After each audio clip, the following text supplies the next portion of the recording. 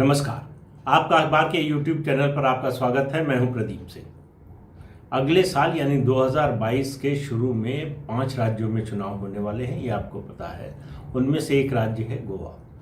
गोवा यूँ तो बड़ा छोटा सा राज्य है, लेकिन कई दृष्टि से बड़ा महत्वपूर्ण है। उसकी सीमा महाराष्ट्र से एक तरफ लगती है, दूसरी तरफ कर्नाटक से लगती है। टूरिज्म के लिहाज से देश में सबसे अग्रणी राज्यों में है, और माइनिंग के लिए जो है वहाँ कॉरपोरेट सेक्टर का भी इंटरेस्ट रहता है, और आर्थिक दृष्टि से जो उसकी संपन्नता है उस पर भी नज़र रहती है। रियल एस्टेट का वहाँ जो है बड़ा कारोबार है। तो ऐसे में गोवा के चुनाव का महत्व राजनीतिक दलों के लिए बहुत ज़्यादा हो जाता है, और ख़ास तौर से वहाँ जो 2 बड़ी पार्टियाँ हैं, बीजेपी और कांग्रेस। अभी भारतीय जनता पार्टी की सरकार है वहाँ पर। 2017 का विधानसभा चुनाव जब हुआ तब वहाँ पर बीजेपी को 13 सीटें और कांग्रेस पार्टी को 17 सीटें मिली थी। 40 सदस्यों की विधानसभा है, और बीजेपी को ज़रूरत थी 8 सीटों की बहुमत के लिए, और कांग्रेस को ज़रूरत थी 4 की। कांग्रेस बैठी रही, बीजेपी ने जो है अपना दांव चला और सरकार बना ली। आज तक 4.5 साल हो गए, सरकार कहती है कि हमारा मैंडेट था, बीजेपी ने चुरा लिया। हुआ कैसे? हुआ ये कि जब ये रिजल्ट आया तो उसके बाद दोनों पार्टियों की ओर से सरकार बनाने की कोशिश शुरू हुई। दिग्विजय सिंह को भेजा गया गोवा सरकार बनाने के लिए। वो होटल में बैठे रहे, विधायक दल की बैठक नहीं हो पाई, नेता नहीं चुना जा पाया। अब आप इससे अंदाज़ा लगा लीजिए कांग्रेस की हालत का। सिर्फ 4 सीटें चाहिए थी। 2 रीजनल पार्टीज, एक महाराष्ट्र गोमांतकवादी पार्टी और दूसरी गोवा फॉरवर्ड पार्टी, तीनों के पास 3-3 सीटें थी। आसानी से सरकार बन सकती थी। इसके अलावा एनसीपी का एक सदस्य था, 3 निर्दलीय थे। कांग्रेस को सरकार बनाने में कोई दिक्कत नहीं होनी चाहिए थी अगर ठीक से प्रयास होता। कांग्रेस ने सरकार बनाने का दावा ही नहीं पेश किया, मतलब बल्कि कहे नहीं कर पाई। जो वहाँ कांग्रेस के वरिष्ठ नेता हैं प्रताप राणे, पूर्व मुख्यमंत्री भी हैं, उनके बेटे विश्वजीत राणे जो चुनाव जीते थे, विधायक हैं, अब भी विधायक हैं, उन्होंने राहुल गांधी को फ़ोन किया कि भाई जिसको भी नेता बनाना हो, अगर आपको हम लोगों में से मतलब हमारे परिवार से किसी को नहीं बनाना है, कोई बात नहीं, जिसको बनाना चाहे नेता तो चुन लीजिए। राहुल गांधी ने उनको डांट दिया कि तुम बताओगे कि हम किसको मुख्यमंत्री बनाएं, किसको नेता बनाएं। वो उन्होंने फ़ोन रखा विश्वजीत राणे ने, और बीजेपी के पास चले गए। कांग्रेस छोड़ के बीजेपी ज्वाइन कर ली कि इस पार्टी का कुछ नहीं हो सकता। रात के 12 बजे के बाद एक बंद लिफाफे में कांग्रेस पार्टी ने मेन गेट के अंदर से राजभवन के एक चिट्ठी छोड़ी, जिसमें सरकार बनाने का दावा पेश किया गया था। आप अंदाज़ा लगा लीजिए, तब तक विधायक दल की बैठक नहीं हुई थी, विधायक दल का नेता नहीं चुना गया था। बीजेपी उससे पहले पहुंच गई, दावा पेश किया गवर्नर के सामने। गवर्नर ने मांगा कि इनका समर्थन है, समर्थन मिल गया। अब सरकार बनने में बीजेपी के एक रुकावट थी। गोवा फॉरवर्ड पार्टी के जो नेता थे विजय सरदेसाई, उन्होंने एक शर्त रख दी बीजेपी के सामने। उन्होंने कहा कि वो बीजेपी को समर्थन तभी देंगे सरकार बनाने के लिए जब मनोहर पर्रिकर मुख्यमंत्री होंगे। मनोहर पर्रिकर उस समय केंद्र में रक्षा मंत्री थे। बीजेपी को मजबूरी में उन्हें भेजना पड़ा। वैसे मनोहर पर्रिकर का भी दिल्ली में मन लग नहीं रहा था। 2014 अक्टूबर में वो रक्षा मंत्री बने थे, और रक्षा मंत्री भी कैसे बने थे, उनको बड़ी मनाने की कोशिशें हुई, मानने को तैयार नहीं थे। 2014 मई में जब सरकार बनी तो रक्षा मंत्रालय को प्रधानमंत्री नरेंद्र मोदी ने खाली रखा, एडिशनल चार्ज दिया अरुण जेटली को, और इंतज़ार किया। 5 महीने इंतज़ार किया। जब मनोहर पर्रिकर राजी हुए, हाँ उन्होंने की, तब उनको जो है शपथ दिलाई गई, उनको मंत्री पद की, और उत्तर प्रदेश से राज्यसभा में लाया गया। तो इसलिए मनोहर पर्रिकर फिर 2017 में लौट कर गए और मुख्यमंत्री बन गए, बीजेपी की सरकार बन गई। दुर्भाग्य की बात है कि 2019 में कैंसर से उनका निधन हो गया। ये पहला चुनाव है जब बीजेपी मनोहर पर्रिकर के बिना लड़ रही है। देखिए, मैं ये बात कह रहा हूँ, बहुत से नेताओं के बारे में राज्यों में कहा जाता है कि उनके बिना लड़ रही है, उनके बिना लड़ रही है। लेकिन मनोहर पर्रिकर के बिना लड़ने का मतलब जानने से पहले ये जानना ज़रूरी है कि मनोहर पर्रिकर थे क्या, उनकी शख्सियत क्या थी। वो देश के पहले आईआईटीएन थे, बॉम्बे आईआईटी के पास आउट थे, जो विधायक बने। वो पहले आईआईटीएन थे जो किसी राज्य के मुख्यमंत्री बने। गोवा के मुख्यमंत्री वो 2000 में बने थे। पहली बार विधायक 1994 में बने थे। संघ से निकले हुए स्वयंसेवक है, आईआईटी में थे। उस दौरान जो है थोड़ा संपर्क उनका टूट गया था, उसके बाद निकलकर फिर संघ का काम करने लगे। 2000 में मुख्यमंत्री बने तो 2001 में गोवा के 51 सरकारी स्कूल जो ग्रामीण क्षेत्रों में थे उनको विद्या भारती को दे दिया, जो संघ की शिक्षा की संस्था है। बहुत हंगामा हुआ लेकिन कोई असर नहीं पड़ा। अयोध्या आंदोलन के दौरान वो गोवा में और आसपास के लिए संयोजक थे और आंदोलन के समर्थन में माहौल बनाने के लिए। अब वही मनोहर पर्रिकर गोवा में कैथोलिक जो क्रिश्चियन हैं उनमें भी लोकप्रिय थे। उन्हीं की वजह से 2012 में बीजेपी गोवा का चुनाव जीती, 3 बार गोवा के मुख्यमंत्री रहे। लेकिन बात केवल उनके गोवा के मुख्यमंत्री होने की तक की नहीं है।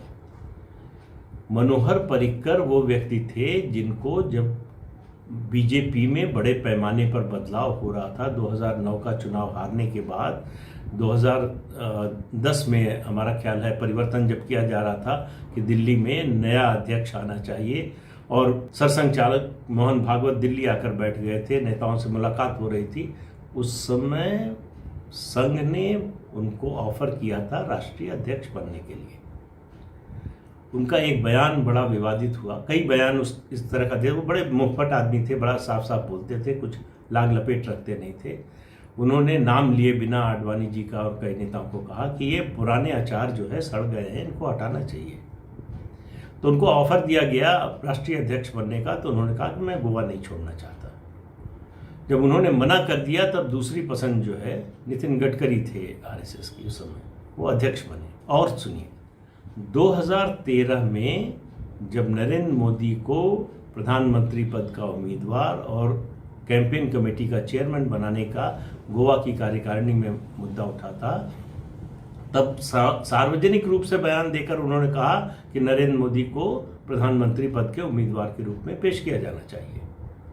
पार्टी का एक वर्ग जो खिलाफ था उनसे बहुत नाराज हुआ, उसकी परवाह नहीं की उन्होंने। उसके अलावा जब आमिर खान ने एक कार्यक्रम में, एक अखबार के कार्यक्रम में ये कहा कि उनकी पत्नी ने कहा कि बच्चों के लिए डर लगता है और ये देश छोड़ना चाहिए, तब उन्होंने बयान दिया था, नाम नहीं लिया आमिर खान का, कहा ऐसे लोगों को सबक सिखाया जाना चाहिए। तो मनोहर पर्रिकर ऐसे थे जो कोई लाग लपेट नहीं रखते थे। और उन्हीं मनोहर पर्रिकर को बीमारी की स्थिति में, कैंसर से जब उनकी स्थिति खराब थी, तब भी वो मुख्यमंत्री के रूप में काम करते रहे। राहुल गांधी मिलने गए उनसे, कहा कर्टसी कॉल में आए, हालचाल पूछने आए, और बाहर निकलकर कहा कि वो मोदी के खिलाफ बोल रहे थे। मतलब इस तरह का जिसका खंडन किया मनोहर पर्रिकर ने, इस तरह का काम जो है कांग्रेस ने गोवा में किया। तो ये ऐसी शख्सियत थी मनोहर पर्रिकर की कि गोवा में बीजेपी की कल्पना उनके बिना मुश्किल थी। उनके निधन के बाद जो है प्रमोद सावंत मुख्यमंत्री हैं, युवा है, संघ की बैकग्राउंड से आते हैं, इसलिए अभी जो है वहाँ पर बीजेपी में शांति है। एक तरह से लीडरशिप का जो इशू है वो सेटल हो गया है। अब आप देखिए 13 और 17, 2017 के चुनाव में जो नतीजा आया था, 13 सीटें बीजेपी को, 17 कांग्रेस को, 3 एमजीपी को मिली, 3 गोवा फॉरवर्ड पार्टी को मिली, 1 सीट एनसीपी को मिली थी, 3 निर्दलीय जीते थे। उसमें से अब जो स्थिति है, 10 लोग और, मतलब विश्वजीत राणे गए थे, उनके बाद एक विधायक गया, 10 लोग और छोड़कर कांग्रेस से बीजेपी में चले। उसके अलावा बीजेपी ने एमजीपी के 2 सदस्यों को तोड़ लिया। उसका कारण ये था कि जो है 3 सदस्यों वाली पार्टी में जो उसके नेता थे वो अपने लिए डिप्टी सीएम और बाकी 2 विधायकों के लिए मंत्री पद चाहते थे। इस ब्लैकमेल से तंग आकर उनके दोनों विधायक बीजेपी ने तोड़ लिए। तो अभी बीजेपी की 40 सदस्यों वाली विधानसभा में सदस्य संख्या 27 है और कांग्रेस की 5 है। तो ये इन 4.5 सालों में कांग्रेस का सफर रहा है।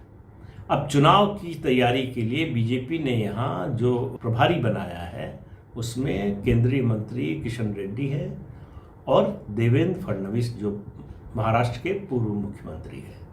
देवेंद्र फडणवीस का गोवा से, चूंकि महाराष्ट्र से लगा हुआ है राज्य, इसके अलावा उनका प्रभाव है। वो 2012 और 2017 के चुनाव में भी बीजेपी के लिए प्रचार करने आ चुके हैं। 2014 और 2019 के लोकसभा चुनाव में भी आ चुके हैं, तो वो गोवा को समझते हैं। अब ये तीनों नेता जो है पिछले दिनों गोवा पहुंचे, सारे विधायकों से मुलाकात की, क्या समस्या है, क्या दिक्कत है, क्या चैलेंजेस हैं, आगे क्या बदलाव होना चाहिए उस पर बात की, मंत्रियों से बात की, फिर पार्टी के पदाधिकारियों से बात की। और उसके अलावा देवेंद्र फडणवीस किससे मिलने गए रात्रि भोज पर? प्रताप राणे से, जो कांग्रेस के इस समय सबसे वरिष्ठ नेता हैं, वहाँ पूर्व मुख्यमंत्री हैं। तब से ये चर्चा चल रही कि क्या प्रताप राणे चुनाव से पहले भाजपा ज्वाइन कर लेंगे। तो कांग्रेस की स्थिति ये है, देखिए, बीजेपी के काम करने का तरीका और कांग्रेस के काम करने का तरीका।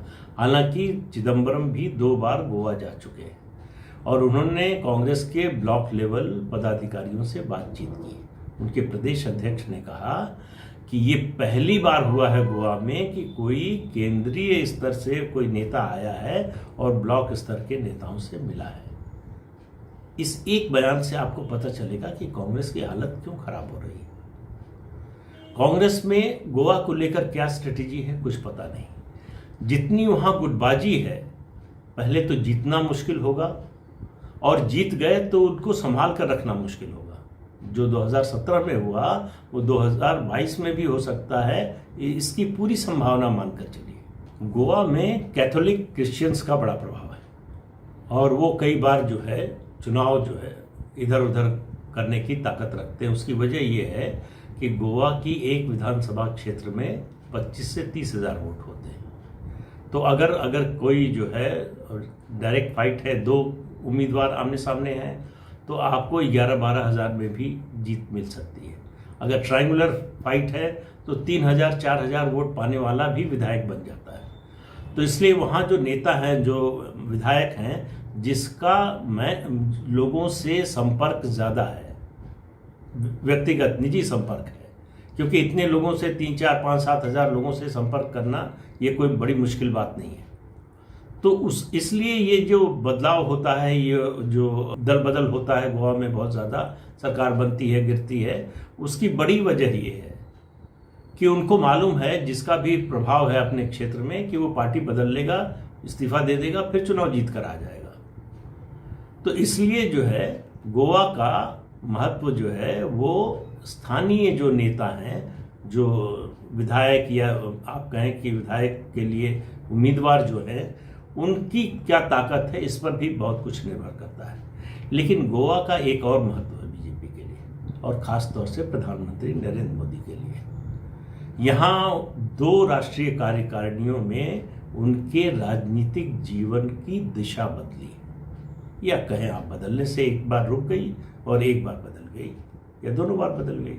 2002 में गुजरात दंगों के बाद भारतीय जनता पार्टी की पहली राष्ट्रीय कार्यकारिणी की बैठक हो रही थी, वो गोवा में थी। उसमें एक वर्ग था बीजेपी का, जिसमें अरुण शौरी, जसवंत सिंह, ब्रजेश मिश्रा पार्टी में नहीं थे, लेकिन वो एक तरह से पार्टी के ही उसके रूप में काम करते थे। इन सब लोगों की कोशिश थी, और भी लोग थे, कि इनको हटा दिया जाए नरेंद्र मोदी को मुख्यमंत्री पद से। उस समय आडवाणी जी उनके समर्थन में थे। अटल जी का रुख ऐसा होता है कि वो जो विरोध में बोल रहा हो उसकी बात तो सुनते हैं, लेकिन आखिर में फैसला इस आधार पर करते हैं कि बहुमत किधर है। उन्होंने गोवा की राष्ट्रीय कार्यकारिणी में जब देखा कि नरेंद्र मोदी के लिए इतना बड़ा समर्थन है, और जैसे ही नरेंद्र मोदी ने खड़े होकर इस्तीफा देने की पेशकश की, लोगों ने नहीं नहीं कहना शुरू किया, तो उससे उनको समझ में आ गया कि पार्टी की इच्छा क्या है। तो उन्होंने पार्टी की इच्छा का विरोध नहीं किया। वो क्या चाहते थे ये किसी को मालूम नहीं है। जो उनके करीबी थे उनका जरूर मानना था कि उन्होंने कन्विंस कर लिया है, लेकिन तमाम कोशिश के बावजूद अटल जी ने नरेंद्र मोदी को मुख्यमंत्री पद से हटाने के बारे में कुछ भी नहीं कहा और न वो हटाए गए। एक घटना ये हुई। दूसरी 2013 की, अभी पहले मैंने बताया, यहीं की राष्ट्रीय कार्यकारिणी में लाल कृष्ण आडवाणी के न आने के बावजूद रोकने के लिए वो नहीं आए थे कि कार्यकारिणी में फैसला नहीं होगा। यहाँ फैसला हुआ कि नरेंद्र मोदी कैंपेन कमेटी के चेयरमैन होंगे। उसी से रास्ता खुला उनके प्रधानमंत्री पद के उम्मीदवार बनने का। तो गोवा प्रधानमंत्री के लिए थोड़ा सेंसिटिव, मतलब एक नरम कोना है, जहां वो जरूर चाहेंगे कि भारतीय जनता पार्टी की फिर से सरकार बने। यहाँ गोवा में एक दो क्षेत्रीय दल, अभी मैंने जिनका जिक्र किया, एक महाराष्ट्रवादी गोमंतक पार्टी और दूसरी गोवा फॉरवर्ड पार्टी। इन दोनों के अलावा मतलब अब एक और पार्टी जो है उसमें अपनी जगह बनाने की कोशिश कर रही है, मुफ्त वाली पार्टी, यानी आम आदमी पार्टी। पिछले चुनाव में भी बड़ा हल्ला मचाया था उन्होंने कि सरकार बन जाएगी या सरकार बनवाएंगे, हम किंग मेकर बन जाएंगे। कुछ नहीं बने। ज़्यादातर सीटों पर जमानत जब्त हो गई थी आम आदमी पार्टी के उम्मीदवारों की। इस बार भी कोई बड़ा फेरबदल वो कर पाएंगे ऐसा दिखाई नहीं दे रहा है। लेकिन अगर ये जो रीजनल पार्टियां हैं, 2 और एक एनसीपी को भी अगर मिला लीजिए 3, इनका अगर जनाधार घटता है या कांग्रेस बहुत तेजी से नीचे चली जाती है, उम्मीद से ज़्यादा तेजी से, तो हो सकता है कि 1-2 विधायक, उनके 2-3 विधायक जीत सकते हैं, लेकिन उसकी बहुत ज़्यादा संभावना लगती नहीं। तो गोवा का चुनाव मुख्य रूप से बीजेपी और कांग्रेस के बीच में होगा। सवाल इतना ही है कि क्या चुनाव से पहले तक कांग्रेस अपना घर ठीक कर पाएगी? क्या कांग्रेस हाई कमान की नज़र गोवा पर होगी? क्या उसको गंभीरता से लिया जाएगा? चिदम्बरम ने आकर जो रिपोर्ट दी होगी उसके आधार पर कोई आगे कार्रवाई होगी कि नहीं होगी? ये सब मुद्दे हैं, लेकिन मुझे लगता है कि गोवा का चुनाव कई दृष्टियों से बड़ा महत्वपूर्ण होगा। एक तो उसका महाराष्ट्र और कर्नाटक से लगे होने के कारण उस लिहाज से अहमियत है कि वो जो बॉर्डर के इलाके हैं उन राज्यों के मतदाताओं से भी प्रभावित होते हैं। तो इसलिए गोवा का चुनाव जो है वो बीजेपी और कांग्रेस दोनों के लिए प्रतिष्ठा का सवाल है। बीजेपी के लिए सत्ता फिर से हासिल करने का, और कांग्रेस के लिए जो अवसर गंवा दिया था 2017 में, उसको फिर से पाने का। आज इस मुद्दे पर इतना ही। अगले अंक में फिर मिलेंगे किसी नए मुद्दे के साथ। तब तक के लिए इजाज़त दीजिए। नमस्कार।